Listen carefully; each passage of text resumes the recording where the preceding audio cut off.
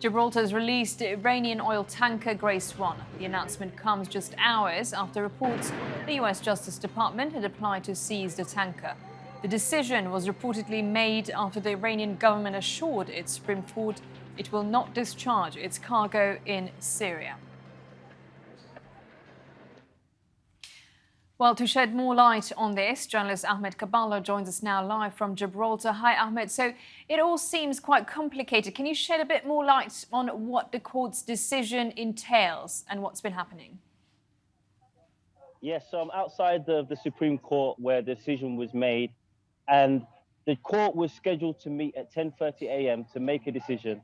And then when we arrived at the court, we found out at 1:36 a.m. in Gibraltar time this morning, the US Department of Justice made a request, a detention request to hold on to the tanker. Now, the Attorney General requested for an extension till 4 o'clock so they could examine the documents and see exactly what these allegations that the US Department of Justice have made to hold on to the tanker. Now, they looked at the evidence and they decided that there was nothing within that suggested the tanker should be held onto for a longer period of time.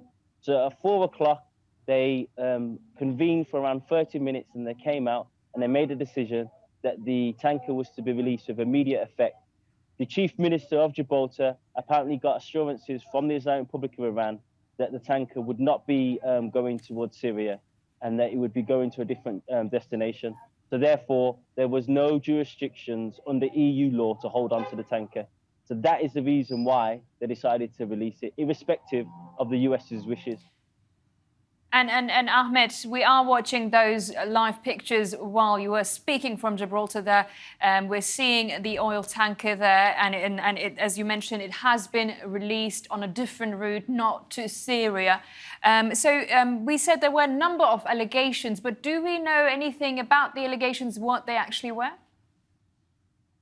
No, so interestingly enough, the barristers and legal representatives are keeping very tight-lipped about what these allegations were that the US Department of Justice made. However, at 4 o'clock, they were not even presented in the court.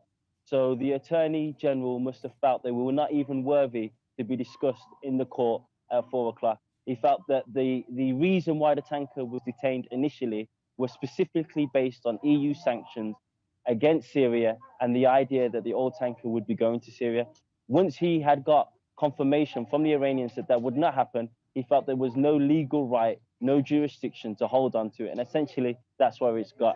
But this could cause somewhat of a drift because the US Department of Justice, especially under the administration of Donald Trump, is used to getting its own way.